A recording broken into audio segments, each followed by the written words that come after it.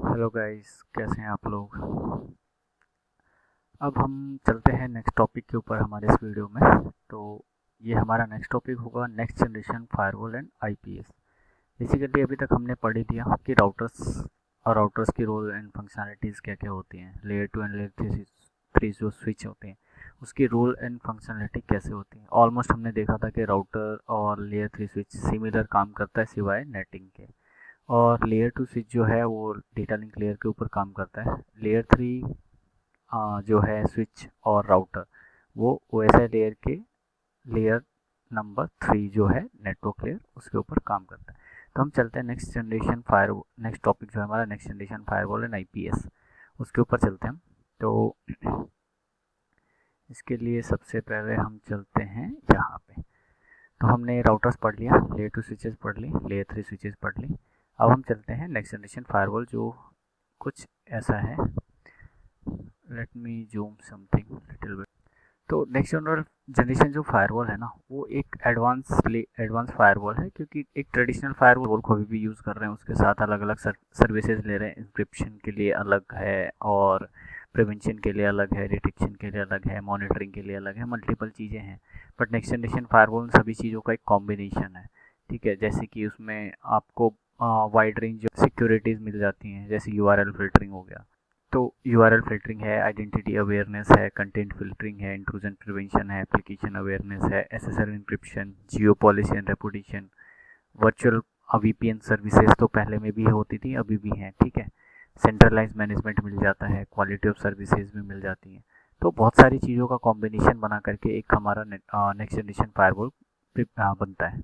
अब next generation firewall जो है कुछ इस तरीके से है। इसमें हमने कुछ टॉपिक्स जो है लिखे हुए हैं जो आपके काम में आ सकते हैं फ्यूचर में, तो उसके अकॉर्डिंग हम पढ़ेंगे। साथ साथ ही मैं आपको अलग अलग चीज़ों जो चीज़ें इसमें रह जाती हैं उसके बारे में भी हम डिस्कस करेंगे। तो फर्स्ट जो है हमारा वो दिख रहा है आपको कि application awareness. Basically application awareness होता क्या है। ठीक है, एप्लीकेशन इन द सेंस ऐसा नहीं है अभी तक जैसे मोबाइल के अंदर एप्लीकेशन होती है। ठीक है, सिमिलर वे में हमारे पास वेब एप्लीकेशंस भी होती हैं। जैसे कि अभी मैं ये यूज़ कर रहा हूँ, विमसिकल है, तो एक टाइप का ये एप्लीकेशन है। ठीक है, इस एप्लीकेशन में क्या हो रहा है कि हमें एक यूज़र इंटरफेस मिल गया। यूज़र इंटरफेस कहाँ पे रिडायरेक्ट कर रहा होगा, डायरेक्टली हमारे जो डैशबोर्ड है वहाँ पे दिखा रहा है। और डैशबोर्ड से हमने क्या किया, डैशबोर्ड पे हमने एक फोल्डर बनाया है, उसके अंदर हमने अपने डॉक्यूमेंट प्रिपेयर कर लिए। तो एक टाइप का एप्लीकेशन है। सिमिलर और भी बहुत सारे एप्लीकेशंस होते हैं, जैसे कि आप ये समझ लो कि मोबाइल एप्लीकेशन भी इसमें काम आता है। ठीक है, वो भी इसका पार्ट है। और आप ले लो मल्टीपल एप्लीकेशन, जो भी एप्लीकेशन है जो आपको यूज़र इंटरफेस प्रोवाइड कराता है वो एप्लीकेशंस काम आती हैं। ठीक है, उसमें क्या क्या है, वो इजीली क्या करता है ना, इन चीज़ों को आइडेंटिफाई करता है। एप्लीकेशंस को आइडेंटिफाई करेगा। सपोज करो हमने एक पॉलिसी बनाई कि हमारा जो एक ऑर्गेनाइजेशन है उसके ऊपर हम है ना अलाउ नहीं करेंगे क्या चीज़, फेसबुक। तो हमने एक पॉलिसी बनाई। पॉलिसी हमने दो तरीके से बनाई। एक तो बनाई हमने नॉर्मल की, ठीक है, ऐसा कुछ होता है अगर तो ये हमारा एक ऑर्गेनाइजेशन है, एक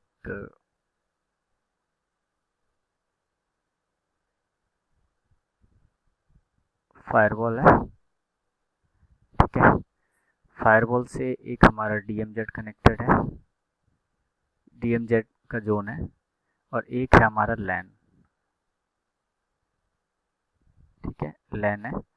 तो हो क्या रहा है अब, यहाँ पे और भी एप्लीकेशन रखे हैं, जैसे इंटरनेट क्लाउड है ये। और यहाँ पे एप्लीकेशन रखे किस तरीके के, जैसे डीएनएस है, फेसबुक है, यूट्यूब है, व्हाट्सएप है। तो अब क्या कर रहे हैं हम, लैन यूज़र को हम इस तरीके से करेंगे। लैन स्विच मान लेते हैं इसको फ़िलहाल के लिए। ठीक है, अलग अलग वी लैन है, वी लैन 10, वी लैन 20। अब हमने क्या किया, यहाँ पे नेटवर्क दे रखा है 10.0.0.0/24, 20.0.0.0/24। अब हमने एक पॉलिसी बनाई कि क्या, जब 10 वाला यूज़र आता है, 10 वाले यूज़र से जो 10 वाले आईपी से जो एक्सेस अगर हमारे पास बाहर जा रहा है, सपोज करो फेसबुक के लिए, यूट्यूब के लिए, और भी n नंबर ऑफ एप्लीकेशन के लिए, तो हम क्या करेंगे, उसको आप अलाउ कर दोगे। ठीक है, अब ब्राउज़र हमने ओपन किया, ब्राउज़र के ऊपर हमने लिखा facebook.com, तो अलाउ कर दिया। लेकिन यही सेम चीज़ हमने इस वाले फायरवॉल VLAN 20 के लिए हमने क्या कर दिया, बोले कि हमें आपको ब्लॉक करना है, तो हमने नहीं जाने दिया। ये काम हमारा क्या कर देगा, एप्लीकेशन अवेयरनेस जो है वो एप्लीकेशन को अवेयर करेगा। अब ये बेस्ड ऑन कुछ भी हो सकता है, यहाँ पे अगर आपका मोबाइल एप्लीकेशन है वो भी चल सकता है, अगर आपका वेब बेस्ड एप्लीकेशन है, ब्राउज़र बेस्ड, ठीक है, वो भी यहाँ पे आपका चलेगा इजीली, उसमें कोई दिक्कत नहीं है। तो ये सारी चीज़ें वहाँ पे हमें इजीली मैनेज कर सकते हैं हम, कहाँ पे, एप्लीकेशन अवेयरनेस के थ्रू। एप्लीकेशन अवेयरनेस बेसिकली होता क्या, अब हमने देख लिया। ठीक है, अब हम चलते हैं नेक्स्ट जो है हमारा intrusion prevention system. Intrusion prevention system जो है नेक्स्ट जनरेशन फायरवॉल के अंदर एक कैपेबिलिटी होती है कि हमारे पास जब भी कोई नया अटैक आता है या फिर कुछ आता है, तो उसको प्रिवेंट कैसे करेगा, उसको पता कैसे चलता है कि यार एक नया अटैक आ गया है, अब इसको तो हमें रोकना ही पड़ेगा, नहीं रोकेंगे तो हमारे लिए समस्या खड़ी हो जाएगी। तो सपोज करो कि हमारे नेटवर्क में ही नहीं, कहीं से भी कोई थर्ड पार्टी एप्लीकेशन हम यूज़ कर रहे हैं हमारे नेटवर्क के अंदर, तो हमारे पास इंट्रूजन कैसे लेकर के आता है। जैसे आपने देखा होगा, कभी आप एप्लीकेशन क्रैक कर लेते हो, तो वहाँ से हमारे पास अटैकर अटैक करता रहता है कंटिन्यूसली। ठीक है, तो उस केस में हमारे पास हमें दिक्कत होती है कि हमारा सिस्टम है जो वो हैक्ड हो जाता है। दूसरा ये भी है कि हमारा डेटा कॉम्प्रोमाइज़ हो सकता है, और हमारे डेटा के साथ साथ छोड़ो, अगर वो इन केस में ट्रोजन हॉर्स लेकर के आ गया, या फिर आप कोई मालवेयर है, कुछ और है, किसी और टाइप की अटैक्स हैं, तो वो क्या करेगा, वो डायरेक्टली हमारे नेटवर्क को पूरा का पूरा अप्रोच करेगा, और हमारे नेटवर्क को यूज़ भी कर सकता है, ब्लॉक भी कर सकता है, और उसके अंदर बहुत सारे काम कर सकता है, फिर हमारे लिए वो दिक्कत हो जाएगी। तो इंट्रूजन, बेसिकली इंट्रूजन क्या करेगा, नेटवर्क अटैक पैटर्न सिग्नेचर्स जो होते हैं, कुछ सिग्नेचर्स होते हैं, सपोज करो अभी फेसबुक के ऊपर कोई अटैक आया, ठीक है, तो क्या किया ना फेसबुक की टीम ने, और उसकी जो सिक्योरिटी टीम है वो क्या करेगा, उस अटैक सिग्नेचर को पहले वेरीफाई करेगा कि ये अटैक था एक्चुअल में, या फिर नॉर्मल ट्रैफिक था। अटैक ट्रैफिक और नॉर्मल ट्रैफिक में डिफ्रेंशिएट करेगा दोनों को। अगर वो अटैक में मिला तो उसको क्या कर देगा, उसकी एक सिग्नेचर बनाएगा, और नहीं मिलेगा तो भी बनाएगा। और वो दोनों कहाँ पुश करेगा, अपने क्लाइंट के ऊपर, जो विंडोज़ मशीन है उसके ऊपर, या फिर लिनक्स मशीन है उसके ऊपर अप्लाई करेगा। सो दैट क्या बोलेगा कि सिग्नेचर XYZ जब भी ये इस टाइप की ट्रैफिक आती है, अगर सिग्नेचर उससे ये मैच हो जाता है तो आप उसको अलाउ कर दो, या फिर आपका ये सिग्नेचर अगर प्रिवेंटेड वो है, XYZ मैच कर जाता है, अगर वो काम का नहीं है, तो उसको आप क्या करो, ब्लॉक कर दो। ठीक है, तो ये इंट्रूजन प्रिवेंशन का काम हो जाता है। तो इंट्रूडर, जो भी इंट्रूडर होंगे हमारे नेटवर्क में, उसको इजीली डिटेक्ट करेगा। सस्पिशियस बिहेवियर हो सकते हैं, कई बार क्या होता है कि इसका बिहेवियर कैसा होगा, वो जस्ट आएगा चुपचाप अपने सिस्टम में बैठा पड़ा है, और उसको हम क्या करते हैं, बैट फाइल बन, सपोज करो एक बैट फाइल है, डॉट बैट फाइल बनती है, डॉट CMD है, वो क्या करता है, उसमें हमने ऐसा कुछ कॉन्फ़िगरेशन कर रखा है, या फिर उसके आने के बाद हमारे सिस्टम में कुछ सर्विसेज इनेबल हो जाती हैं। वो क्या करता है, कुछ देर बाद थोड़े टाइम के बाद क्या करेगा, हमने दे दिया जैसे उसको रात को 12 बजे अप होना है, तो ऑटोमेटिक 12 बजे अप होकर के वो अपना काम स्टार्ट कर देगा। मे बी वो फाइल कॉपिंग है, इनक्रिप्ट करने लग जाएगा, ठीक है, डेटा को, और भी बहुत सारे काम कर सकते हैं। तो इस टाइप की जो थ्रेट्स हैं उसको प्रिवेंट करने के लिए हम जनरली इंट्रूजन प्रिवेंशन का यूज़ करते हैं। ठीक है, इसके इसके यूज़ से हमारे पास ये है, इसमें एक और टॉपिक भी था, इंट्रूजन डिटेक्शन। बेसिकली ये क्या करता है, प्रिवेंट करता है। इंट्रूजन डिटेक्शन भी है, IPS IDS नाम सुनेंगे आप बहुत बार जब आप इंटरव्यू के लिए जाएंगे, IPS और IDS। तो हमने IDS तो इंट्रूजन प्रिवेंशन सिस्टम, और IDS, एक IDS होता है इंट्रूजन डिटेक्शन सिस्टम। तो intrusion detection system just detect करता है, और वो एक अलार्म जनरेट करता है। ठीक है, अलार्म जनरेट करता है, सो दैट कि हमें पता चल जाता है, फिर उसके ऊपर बैठता है सिक्योरिटी, आपका इंजीनियर है या एडमिनिस्ट्रेटर है या साइबर सिक्योरिटी के बंदे हैं, वो बैठेगा उस अलर्ट के ऊपर, वो पूरा वेरीफाई करेगा यूजिंग बहुत सारी चीज़ें हैं, बहुत सारे टूल्स के थ्रू, और वो वेरीफाई करेगा कि ये लेजिटिमेट है या नहीं। अगर लेजिटिमेट नहीं है तो उसको प्रिवेंट कर देगा, अगर लेजिटिमेट है तो उसके लिए वही सेम चीज़ वो अलाउ कर देगा। तो ये सारी चीज़ें इसमें आ गई। इसके यूज़र आइडेंटिटी अवेयरनेस, इसमें क्या होता है कि अब हमने वही सिनेरियो पे चलते हैं, जैसे वीलन वाला सिनेरियो हमने लिया था कि हमारे पास एक पीसी है, एक फायरवॉल है, ठीक है, और फायरवॉल से दो वीलन कनेक्टेड है, वीलन 10 और वीलन 20। वीलन 10 के ऊपर कुछ यूजर हैं जो सेल्स के हैं, और यहाँ पे जो है ना एडमिन के हैं। तो हमने क्या कर दिया, एक और विलन बनाते हैं, चलो मस्त वाला बनाते हैं। तीसरा है हमारा, ये है गेस्ट, और एक है हमारा डीएमजेड, ठीक है। तो अब यूज़र क्या करेगा, हमने यूज़र को बोला कि ठीक है सेल्स वाले बंदे को बाहर जाना है, तो एक डेटाबेस बना रखा है हमने जो सेल्स के लिए है, ठीक है, और वो डीएमजी में है। और सिमिलर ही हमने क्या कर रखा है सिर्फ सेल्स के लिए, एक डेटाबेस जो है वो एडीएम के लिए है, ठीक है, ये भी यहाँ से कनेक्टेड है, और गेस्ट के लिए कुछ नहीं है, और ये इंटरनेट हमारा क्लाउड से कनेक्टेड है, ठीक है। अब हमने क्या बोला यहाँ पे कि हमने एक पॉलिसी किया, पॉलिसी बनाते हैं इस टाइप का कि सपोज करो सेल्स का जो यूज़र है या सेल्स ग्रुप का जो यूज़र है, अगर वो जाना चाह रहा है एडमिन वाले डेटाबेस को एक्सेस करना चाह रहा है, या एडमिन वाले एप्लीकेशन को एक्सेस करना चाह रहा है, तो क्या करो आप उसको प्रिवेंट कर दो। तो ये कैसे होगा, अब ये तो ज़रूरी नहीं है कि वीलन 10 वाला ही सेल्स में है।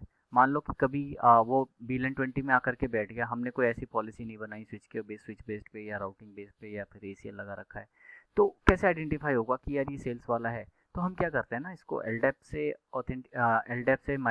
इंटीग्रेट करते हैं फायरवॉल को, या फिर लोकल यूजर्स बनाते हैं। कैसे, एलडेप से इंटीग्रेट करा देते हैं फायरवॉल को। वो क्या करता है कि हमारे जितने भी यूजर्स हैं उसकी इन्फॉर्मेशन हमें ऑलरेडी हमने एडी सर्वर पे कॉन्फ़िगर कर रखी होती है यूज़र प्रोफाइल के अंदर और ग्रुप्स के अंदर। उस बेस पे डिसीजन ले लेता है कि हमने उस वाले यूज़र्स को अलाउ किया है कि नहीं। अगर वो अलाउड है तो एक्सेस करेगा, नहीं है तो बंद कर देगा। दूसरा, उसी के अगेंस्ट हम बहुत सारी चीज़ें देख सकते हैं कि वो क्या क्या कर रहा है, कैसे चल रहा है, वो कहाँ जाना चाह रहा था, उसको कितने एक्सेस है। मान लो गेस्ट यूज़र है, हमने एक गेस्ट प्रोफाइल बना रखी है, उसको अगर बाहर जाना है, क्योंकि उसको इनसे तो मतलब है नहीं, कोई गेस्ट आया हमारे लॉबी में बैठे हुए हैं तो हमें बाहर जाना है, तो उनको हमने क्या किया, एक्सेस दे दिया कि गेस्ट यूज़र है, हमने गेस्ट यूज़र 1 गेस्ट यूज़र 2 करके यूज़र नेम बना दिया। तो क्या होगा, इजीली आइडेंटिफाई हो जाएगा कि अच्छा ये गेस्ट यूज़र है, कोई दिक्कत नहीं है। मान लो कि हमारा सेम सबनेट है /16 का, 10.0.0.0/16 है, या फिर /8 का ले लेते हैं। ये बहुत बड़ा नेटवर्क है। अब हमें हमें हम कैसे पता करेंगे कि ठीक है ये किधर जाना चाह रहा है। तो हमने क्या किया, जस्ट एक काम करो, कोई दिक्कत नहीं, आप आइए हमारे लॉबी में बैठिए, और हम आपको एक्सेस दे रहे हैं इंटरनेट का, कोई दिक्कत नहीं, आपको फ्री पूरा इंटरनेट एक्सेस मिलेगा। बट आपको यूज़र लॉगिन किससे करना है, यूज़र से। जो यूज़र कौन सा होगा, हमारा गेस्ट यूज़र। गेस्ट यूज़र को क्या एक्सेस है, यहाँ का एक्सेस है ही नहीं उसे।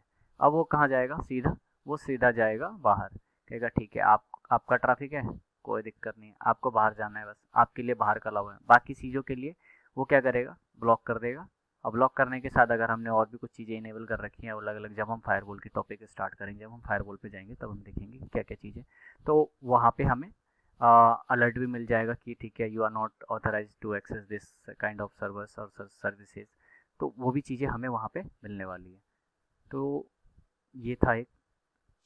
इसके अलावा जब हम अब नेक्स्ट पे चलते हैं, तो अब हमारा आता है कंटेंट फिल्टरिंग, ठीक है।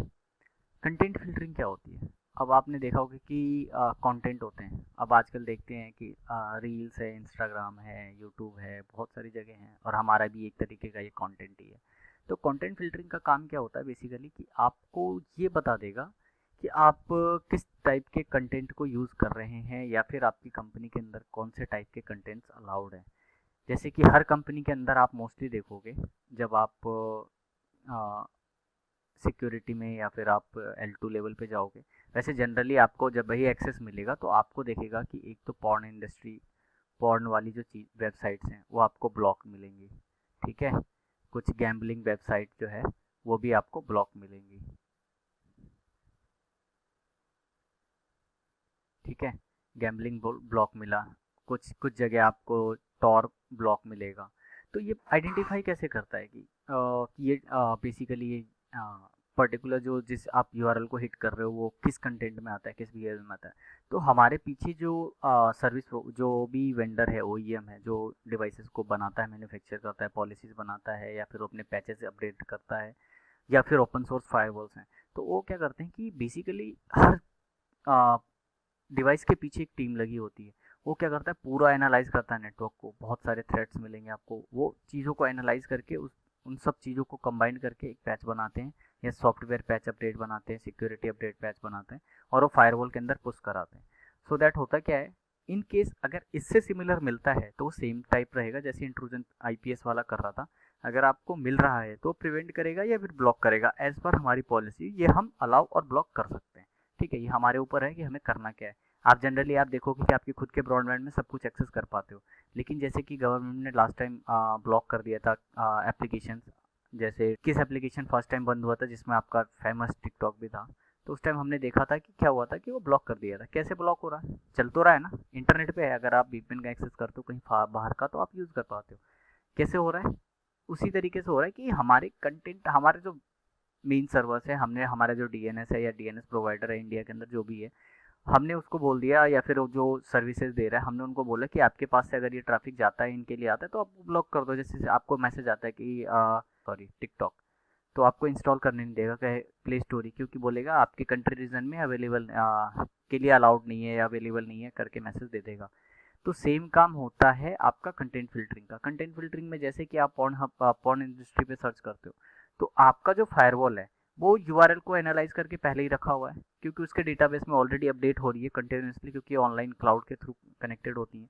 जैसे ही देखेगा ये अच्छा ये पॉर्न कैटेगरी का है, ब्लॉक करो। चेक करेगा गैम्बलिंग, अब आपने कोई गैम्बलिंग साइट कर ली, जैसे कुछ गेम्स आई थी बीच में, अलग अलग तरीके का बिहेवियर था उनका, तो वो गैम्बलिंग में अगर उनको डाल दिया तो वैसे हैं। कुछ कई जगह हमने गेम्स को ब्लॉक कर दिए, तो गेम्स भी ब्लॉक कर सकते हैं कि ठीक है यूज़र, इनसाइड यूज़र जो है गेम्स के ऊपर ना जा पाए। बाहर से तो ठीक है, बाहर से तो ऑलरेडी हमने ब्लॉक कर रखा है, लेकिन ये ट्रैफिक कहाँ से होता है ना, सोर्स टू डेस्टिनेशन। ये यूज़र है, ठीक है, ये जाना चाह रहा है इंटरनेट पे, और ये सारी सर्विसेज कहाँ है, इंटरनेट की। ठीक है, तो ये इंटरनेट पे जब भी जाना चाहेगा तो ये पहले यही चेक कर लेगा कि आपको अलाउड है कि नहीं, आप हमारी कंपनी पॉलिसी में है या नहीं, हमारा फायरवॉल इसको मैनेज भी कर रहा है कि नहीं, तो उसके अकॉर्डिंग ये डिसीजन लेगा और अपना काम करेगा, जिससे कि हमारा नेटवर्क अच्छे से स्मूथ करेगा।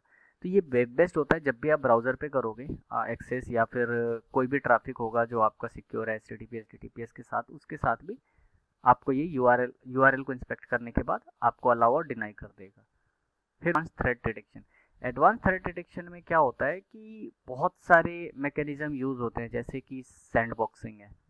सैंडबॉक्सिंग आप सुनोगे कब, जब आती है हमारे पास कोई फाइल आई बाहर से पीडीएफ, अब वो पीडीएफ अगर इन्फेक्टेड है, pdf.exe करके आ गया, आपको नहीं पता चला, आपने क्या किया कि हाँ ठीक है भाई फ्री की कोई आपने पीडीएफ डाउनलोड कर ली, या आ गया बाहर से आपके ईमेल पे अटैचमेंट में आ गया, तो उसको क्या करेगा फायरवॉल, क्या करेगा, एनालाइज करेगा कि अच्छा भैया आपने भेज तो दिया, लेकिन हम तो बैठे हैं आपको पकड़ने के लिए। वो पकड़ के बैठ जाएगा कि ठीक है भाई साहब ये पीडीएफ आया है, इस पीडीएफ को क्या करेगा, वो सैंडबॉक्स के अंदर लेकर के जाएगा, और उस सैंडबॉक्स के अंदर ले जा करके उसको क्या करेगा, एनालाइज करेगा। ठीक है, उसको पूरे तरीके से एनालाइज करेगा, उसको चेक करेगा कि सस्पिशियस है या नहीं, कोई भी किसी भी टाइप का अटैचमेंट है, उसको सस्पिशियस अगर मिलता है तो उसको वहीं पे ब्लॉक कर देगा, और सस्पिशियस नहीं है तो फिर यूज़र्स को भेज देगा कि ठीक है ये सस्पिशियस नहीं है। और ये जो भी काम है वो आपका रियल टाइम में होता है, ऐसा नहीं है कि रुक जाएगा, आज उसको चेक करेगा, कल बनाएगा पॉलिसीज़ और परसों करेगा। वो थोड़े टाइम के लिए आपको होल्ड ही कर देगा आपकी चीज़ें। ठीक है, होल्ड करने के बाद वो एनालाइज करने के बाद ही चीज़ें देगा। आपको बहुत सारे सैंडबॉक्सिंग टूल मिल जाएंगे, कुछ ओपन सोर्स भी हैं जो आपको कुछ लिमिटेड टाइम के लिए एक्सेस प्रोवाइड कराता है, कुछ आपको ऐसे मिलेंगे जो आपको पेड है और वो अच्छा फीचर्स प्रोवाइड कराता है। इसके साथ ही हमारा और भी जो टॉपिक्स हैं, जैसे कि SSL इंक्रिप्शन है, SSL डिस्क्रिप्शन है। ठीक है, वो क्या करता है बेसिकली, जब भी अब हमारे पैकेट में बाहर से कोई हमने यहाँ से रिक्वेस्ट भेजा, ठीक है, हमने भेजा google.com, और बाहर से हमारे पास जो पैकेट आया वो कुछ और किसी और टाइप का आया, तो उसको कैसे चेक करेगा। तो SSL इंक्रिप्शन से क्या होगा कि हमारा जो एंड टू एंड ट्रैफिक जो है इंक्रिप्टेड होगा। अगर वो इंक्रिप्टेड नहीं है, किसी ने उसको चेंज कर दिया कुछ, तो उसकी जो वैल्यू है वो चेंज हो जाएगी। पैकेट के ऊपर जो है डिस्क्रिप्शन SSL वैल्यू जो है वो हमारा चेंज हो जाएगा। चेंज होने के साथ वो क्या होगा कि हमें और या फिर उसके अंदर कोई हिडन कंटेंट आ गया, तो भी वो क्या करेगा कि आपको पता चल जाएगा फायरवॉल को, उस बेस पे वो डिसीजन ले लेगा। VPN है, वर्चुअल प्राइवेट नेटवर्क, जो कि क्या करता है बेसिकली, अब ये 2-3 जगह आजकल इम्प्लीमेंट हो रही हैं, तो मैं मोस्टली यूज़ करते हैं हम लोग फायरवॉल। तो फायरवॉल के ऊपर वीपीएन बनाते हैं, जिससे क्या होता है कि हमारा लैन यूज़र जो है और या लैन लैन सेगमेंट है और डीएमजी सेगमेंट है, तो उसको अगर हम चाहते हैं कि बाहर से पब्लिकली एक्सेस करें, तो उस केस में हमारे पास जो है फायरवॉल एक और सर्विसेज अलाउ करता है, दैट्स इट, जो कि that's VPN server, VPN services, ठीक है। वो भी सपोर्ट करता है। यूआरएल फिल्टरिंग हमने देख ही लिया, जो कि वेब कंटेंट और वेब कंटेंट के लिए चलती है, ठीक है। इसके साथ साथ हमारे पास एसएसएल डिक्रिप्शन के बाद भी एक और भी चीज़ें हमारे पास होता है। एक सेंट्रलाइज अब होती कुछ एडवांस फीचर जो इसके मैनेजमेंट में काम आता है, जैसे सेंट्रलाइज मैनेजमेंट, ठीक है। सेंट्रलाइज मैनेजमेंट जो है, क्या होगा कि आपके पास मल्टीपल फायरवॉल्स हैं, लेकिन आपको क्या हर हर फायरवॉल के लिए अलग अलग एक्सेस करना है। तो आज की डेट में वो पॉसिबल होता नहीं हर किसी के पास, क्योंकि ऐसा है कि हर फायरवॉल को लेकर के बैठे 5-5 मिनट चेक करें। या फिर आप एक काम करते हैं, हम यहाँ पे एक सेंट्रलाइज मैनेजमेंट सर्वर रखते हैं, जिसको कि हम मैनेजमेंट सर्वर ही बोलते हैं एक्चुअल एक टाइप से, मैनेजमेंट कंट्रोल सर्वर या फिर मैनेजमेंट सर्वर। तो इसको फ़िलहाल के लिए मैनेजमेंट सर्वर रखते हैं। इस पे हमारा एक फायरवॉल कनेक्टेड है, दूसरा फायरवॉल कनेक्टेड है, तीसरा फायरवॉल कनेक्टेड है, ये पब्लिक में गया। एक हमारा ये हेडक्वार्टर है, ये साइट 1 है, ये साइट 2 है, ठीक है। तो यहाँ पे भी एक फायरवॉल लगी हुई है, यहाँ पे भी एक फायरवॉल लगा हुआ है।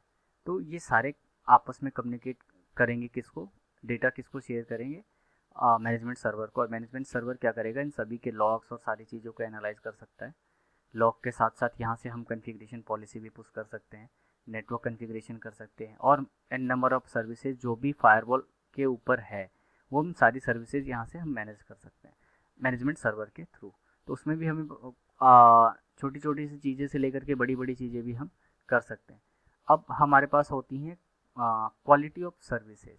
क्वालिटी ऑफ सर्विसेज बेसिकली क्या है कि जैसे हमने अभी राउटर के ऊपर और L3 स्विच के ऊपर पढ़ा था, सेम चीज़ है। क्वालिटी ऑफ सर्विसेज में कुछ जो सर्टन टाइप ऑफ ट्रैफिक है, उसको हम प्रायोरिटी देते हैं। जैसे कि अब मान लो कि हमें एक कोई डेटाबेस एप्लीकेशन है, वहाँ पे जाना है, तो हमने क्या किया, उस ट्रैफिक को हमने स्पेशली बोल दिया कि तुम्हारा कनेक्शन तो कोई इंटरप्ट कर ही नहीं सकता, तो हमने उसको अलाउ कर दिया। या जैसे वॉइस का था, वीडियो का था, डेटा का था, तो इस टाइप से हम क्वालिटी ऑफ सर्विसेज इनेबल करेंगे फायरवॉल पे। साथ साथ ही हम वहाँ पे ये भी चीज़ें कर सकते हैं कि हम बैंडविड्थ को भी कंट्रोल कर सकते हैं। जैसे कि हमें किसी यूज़र्स को या वीपीएन, जैसे हमने अभी गेस्ट यूज़र बनाया था, गेस्ट यूज़र वाले को हम लिमिटेड एक्सेस देना चाह रहे हैं, अराउंड कि 10 to 20 Mbps के स्पीड चला जाए। अगर हमारे पास 1 Gbps का लिंक है तो इनफ होता है। तो 20 Mbps का जाए तो उसको 20 Mbps ही मिलेगा। 20 Mbps से ऊपर कुछ भी ज़रा सा भी बैंडविड्थ नहीं मिलेगा। सो दैट कि हमारा ये भी हेल्प करेगा कि हमारा बैंडविड्थ कंजम्पशन कम से कम करे बाहर का। और जो एप्लीकेशन हमारे इन हाउस चल रही है, जो हमारे रेवेन्यू को इम्पैक्ट करता है, या फिर रेवेन्यू के लिए हम जिस एप्लीकेशन को यूज़ करते हैं, उस एप्लीकेशन के ऊपर ट्रैफिक आए, वो भी विदाउट इंटरप्शन। तो ये सारी चीज़ें हैं, ठीक है। तो ये नेक्स्ट जनरेशन फायरवॉल के हैं। आपको मैंने ये साथ साथ में इसलिए दिखा रहा हूँ, वैसे कि आप इसको लिख लें, नोट कर लें, ठीक है। तो आप वीडियो को दोबारा से रिपीट करके आप ये भी देख सकते हो कि हमने अभी तक क्या क्या चीज़ें देखी हैं। तो आपको पता चलता जाएगा कि हमने क्या क्या चीज़ें देखी है। और ये इंटरव्यू के क्वेश्चंस भी अगर आते हैं तो ये सारी चीज़ें आप एक्सप्लेन कर सकते हो ईजीली। तो ये सारे टॉपिक्स हैं जो आप इजीली लिख सकते हो। तो ये रहा हमारा 6 पॉइंट्स मैंने लिखे हैं। तो 6 पॉइंट में इसको हमने एक्सप्लेन किया था। एज इट इज़ आप 6 पॉइंट लिख सकते हो, और 6 पॉइंट आपके लिए इनफ होगा, क्योंकि ये वो मोस्ट फीचर्स हैं जो हमारे फायरवॉल यूज़ करते हैं। तो आप इसको नोट डाउन कर लीजिए, और नहीं तो आप वीडियो दोबारा रिपीट करके देख सकते हो। साथ साथ ही हमारा जो है जो बैच था वो हमारे ऑलरेडी स्टार्टेड है। अभी हमारे पास कुछ टेस्टिंग बची हुई है, जैसे कोर्स हैं, ब्लॉग्स हैं, कॉन्टैक्ट अस। अभी हमारा थोड़ा सा जो डेवलपर है वो इसके ऊपर काम कर रहे हैं, तो वो भी जल्दी ही हो जाएगा, ठीक है। उसमें कोई दिक्कत नहीं है, आपको इजीली मिल जाया करेगी। फ़िलहाल के लिए अब हम ये करने वाले हैं कि आपको लैब एक्सेस वगैरह जो चाहिए वो आपको इजीली मिल जाएगा। अब हमारे पास लैब भी हमने टेस्ट करके बाहर पब्लिश करने ही वाले हैं। तो ये इस वीक में हो जाएगा, बिफोर 28-29, मे बी 1 September जो है वो हमारा लैब लॉन्च हो सकता है उस दिन। तो हम देखते हैं कि अब हम सर्विसेज जितनी जल्दी हो, और CCNA के लैब्स ऑलरेडी आपको प्री बिल्डर मिल ही जाएंगे, आपको इजीली एक्सेस करना है। वो हम कैसे करेंगे नेक्स्ट वीडियो में आपको बताऊंगा।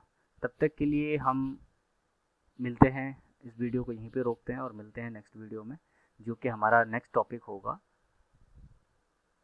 Access points. एक्सेस पॉइंट्स क्या होते हैं, कैसे करते हैं काम, इसके साथ साथ ही हम करेंगे वायरलेस कंट्रोलर भी इसमें एक बार को यूज़। ठीक है, क्योंकि हमारे जो छोटा छोटा पॉइंट है, या फिर हम ये भी कर सकते हैं कि एक्सेस पॉइंट के हम सेपरेट वीडियो बनाते हैं, क्योंकि हम बहुत जगह देखेंगे वायरलेस कनेक्टिविटीज़ कैसे होती हैं। तो ये हमारा नेक्स्ट टॉपिक होएगा। मिलते हैं हम नेक्स्ट वीडियो में, तब तक के लिए बाय। एंड प्लीज़ शेयर करिए इस वीडियो को, सो दैट कि हमारे पास एक क्राउड हो, और हमारा जो वेबिनार हो उसके अंदर हमारे हम ज़्यादा से ज़्यादा इस चीज़ों को एक्सप्लेन कर पाएँ, और हम ज़्यादा से ज़्यादा इन्फॉर्मेशन ले पाएँ। तो जैसे कि मेरा गोल था पहले ही कि हमें कुछ रोकना नहीं है, इन्फॉर्मेशन ऐसा नहीं है कि कुछ हाइड करके चलनी है, सारी चीज़ें एक्सप्लेन करी जाएंगी। साथ साथ ही हम मल्टीपल टाइम आपको वेबसाइट के ऊपर जो भी है, जैसा भी है, PDFs हैं, और मल्टीपल PDFs हैं, मल्टीपल टाइम हमने ऑलरेडी बोला हुआ है कि हम अपलोड करेंगे, तो डेफिनेटली होगा। अभी ये बस एक बार ये वेबसाइट रेडी हो जाए प्रॉपर, उसके बाद हम इस चीज़ के ऊपर, हम ऑलरेडी बैठे हुए हैं, हम भी कंटिन्यूसली चेक कर रहे हैं कि इसमें भी डेटा कहीं फैच कर रहा है। ऑलरेडी ऑलमोस्ट हमारा क्लियर है। तो आप फ्री CCNA इनरोल करिए, और इजीली आप जाइए गेट फ्री कोर्सेज के ऊपर। आपको जस्ट कुछ नहीं करना, your session has expired, free validity already, okay, मैंने सॉरी ऑलरेडी मैंने कर रखा है, तो मुझे दोबारा नहीं करने देगा। ठीक है, और आपको पता चलता रहेगा कि हमारे जो नए बैचेज़ हैं वो कब से स्टार्ट हो रहे हैं। साथ साथ ही हम अब नेक्स्ट में कुछ फायरवॉल्स भी डालेंगे, और लैब एक्सेस के लिए भी हम लैब्स वीडियोस डालेंगे। तो डोंट वरी, हम मिलते हैं नेक्स्ट वीडियो में, तब तक के लिए bye. Thank you for watching this video, like share and subscribe.